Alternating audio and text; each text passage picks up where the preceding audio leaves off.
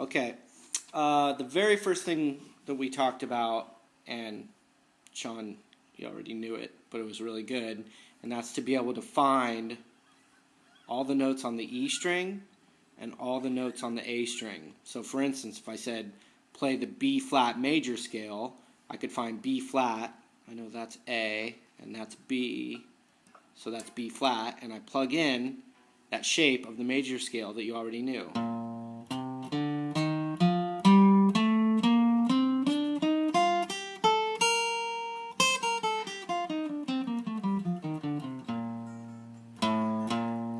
Okay, so you already knew that. The next thing that we did was, for instance, if I play the G major scale, so G's right here.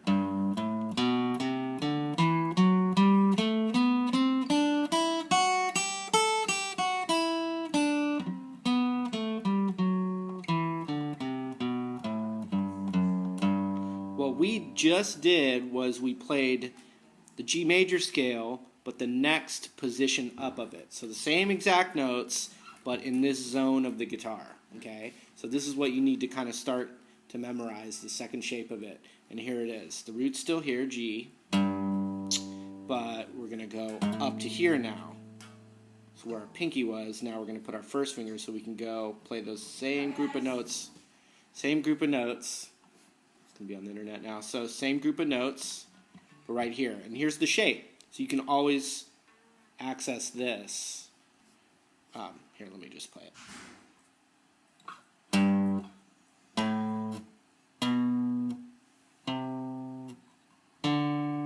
Then pinky right there.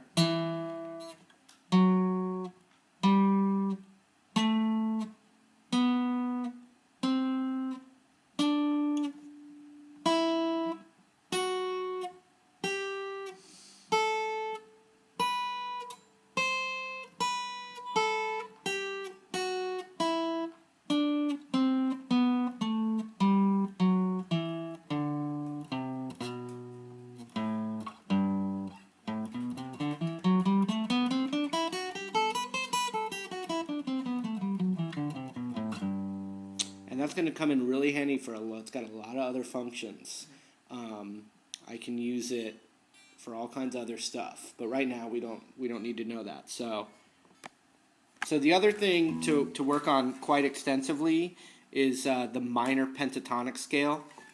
The shape that we're using it, we're not losing it, we're using it, is got the root on the E string. So, for instance, D is right here. The scale looks like this.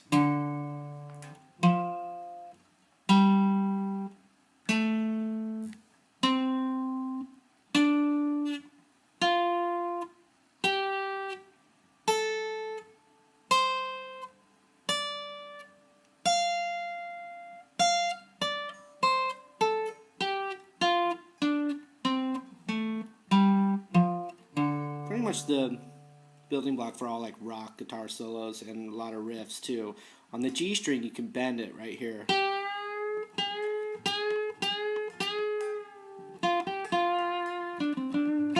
Pretty much all Hendrix is this. Okay? Yeah.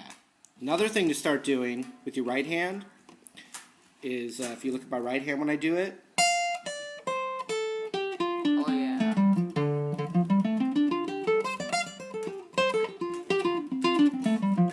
Lots of alternate picking. It's going to be hard at first. One thing I recommend though is just taking one string of it and just alternate on one string with the two notes of the scale.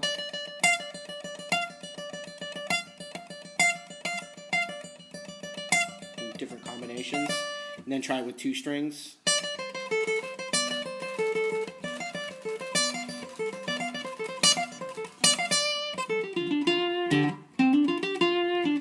There's a lot of things you can do with a scale, patterns and things, but another one right off the bat is you can hammer on and pick one per string like this. Oh, yeah.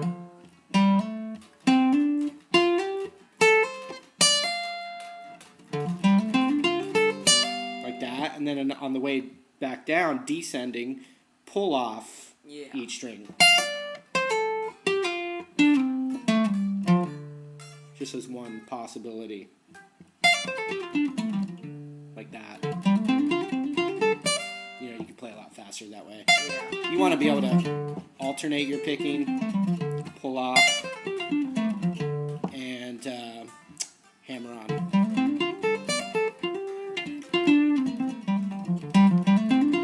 Now, if you're playing blues, that's the scale too.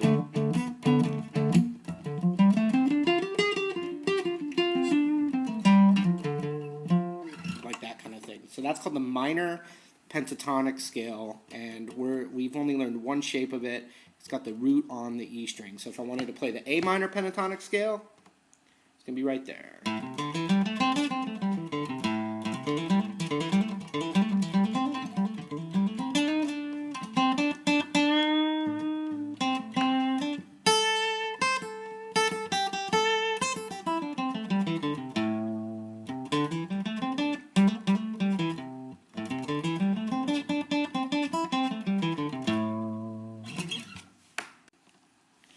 Okay, real quick, last thing, just knowing all these chords. G that way, G this way, and then when you played G form, you played it that way, and that's great too. Okay, so we have G, here's A.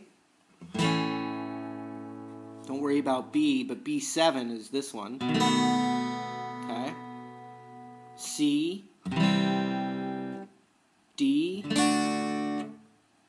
E, with that one right there, E, F, you also played it that way, great. Okay, now E minor, A minor, and D minor, and that's it. You should just know those really well. And the concept that I talked about real quick was that if you take, a chord like D especially, or D minor, and move it up, it becomes that next letter, just like we did with the single strings. For instance, D minor, up a whole step to E minor, half step to F minor, because E to F's a half step, F minor, whole step to G minor, whole step to A minor. So for instance, that A minor is going to match up with our normal A minor that we learned earlier. Same chord, different voicing.